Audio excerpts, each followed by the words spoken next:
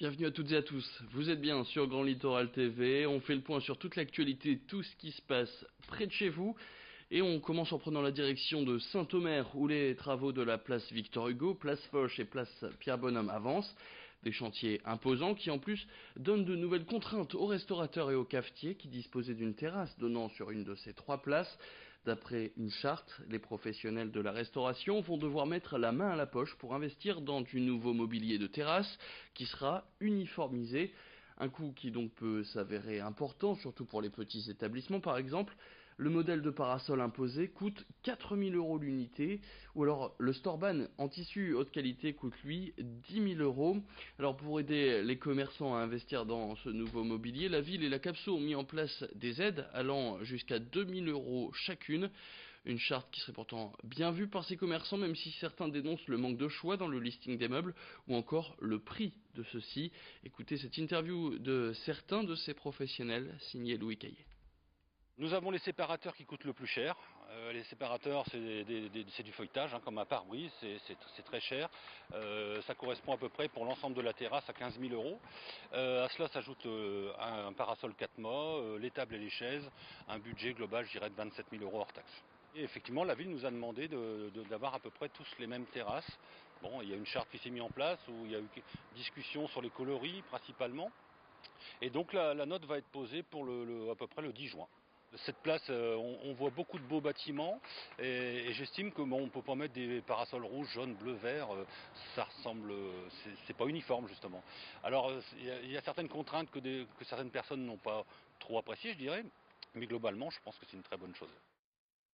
Qui fait le meilleur sandwich? C'est la question qui s'était posée cette semaine sur le marché de Druic qui accueillait ce concours. Pendant une trentaine de minutes, ce sont 24 candidats répartis en 17 équipes qui se sont appliqués à réaliser le plus beau casse-dalle, et ce sous les yeux des passants, mais aussi du jury composé de 3 chefs étoilés, d'un boucher et d'un boulanger. Les équipes devaient donc réaliser 2 sandwichs, un pour le public et l'autre pour le jury. Et parmi tous les candidats, il y avait des experts de la cuisine, à l'image par exemple d'Angélique qui propose des cours de cuisine à domicile. Et sa recette, c'était une tartine veggie, du pain maison aux éclats d'amandes, des abricots secs et chicorés, du fromage, du chèvre frais, des poires arrosées de jus de citron, des noix écrasées et du miel liquide. Et un sandwich qui terminera sur le podium à la 3e place derrière le sandwich appelé au temps des cerises. Louis Caillé a assisté pour nous à ce concours du meilleur sandwich. Tartine printanière qui était contrariée tout à l'heure parce que c'était pas le même prénom qui était sur le menu. Ça c'est des choses qui arrivent. Un peu de ciboulette pour la déco. Très grésil, comment ça va Lilou? C'est pas vraiment pour... ça donne de l'arôme, mais c'est plus pour la décoration. Pour l'instant, pour l'œil, on va dire. Et tu sais quoi? Je peux te dire un truc? Délicieux. J'aime bien les poires en plus, alors et son pain est délicieux. Et alors le fromage de chèvre, je crois.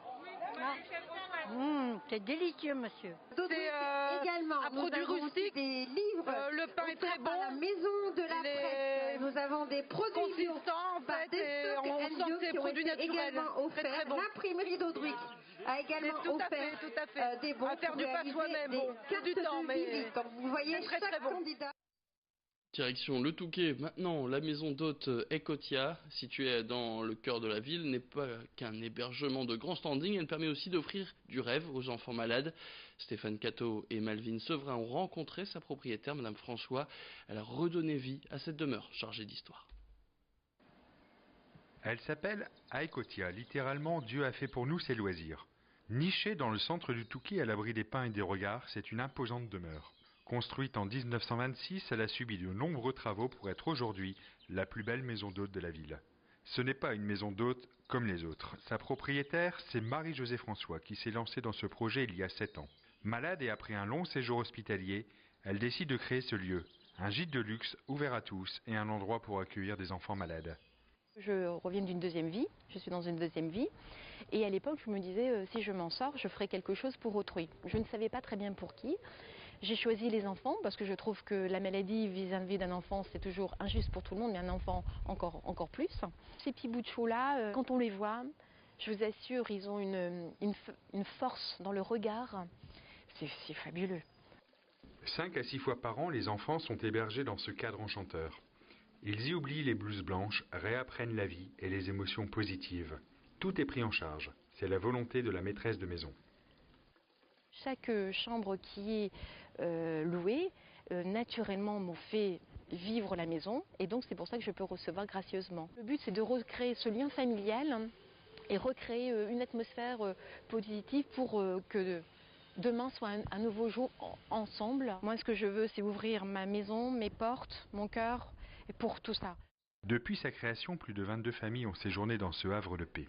Marie-Josée, elle, envisage d'ouvrir de nouveaux gîtes de ce genre dans d'autres régions. Et puis avis aux artistes en herbe et à ceux qui n'ont jamais réussi à faire un dessin potable depuis le coloriage en maternelle, mais qui ont envie de s'améliorer. Frédéric fait des tutos vidéo qu'il poste sur YouTube pour expliquer plusieurs techniques artistiques qu'il maîtrise. Toutes ces vidéos sont tournées dans son studio, basé dans la boutique Beaux-Arts à Cap-Game. Ici, il programme aussi son site internet et tourne des cours de Beaux-Arts qu'il vend en DVD. Bref, Frédéric, c'est un touche-à-tout du monde artistique. Ses tutos, c'est plusieurs millions de vues sur YouTube qu'il fait seul ou avec d'autres artistes de passage dans la région. Alors pour retrouver toutes ces vidéos, ça se passe sur www.coursbeauxarts.fr ou dans cette interview que je vous propose d'écouter. C'est tout un cheminement en fait. J'ai commencé par d'abord tourner des tutos pour YouTube pour aider les gens à acheter le matériel sur notre site en ligne, sur beauxarts.fr. On a toujours les mêmes questions qui reviennent. Je me suis dit, si je tourne des vidéos qui expliquent, qui répondent à ces questions, eh ben, ça va apporter des réponses à tout ce que les gens se posent comme question. Donc.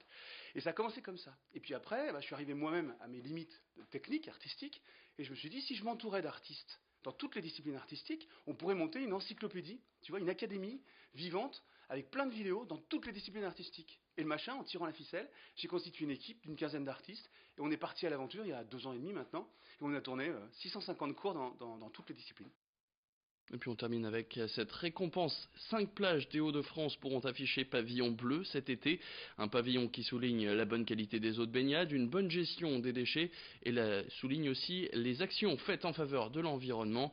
Parmi ces 5 plages des Hauts-de-France, on retrouve notamment Gravelines et Berck-sur-Mer qui afficheront fièrement cette récompense cet été. C'est la fin de cette édition. Merci à tous de l'avoir suivi. Et tout de suite, la météo.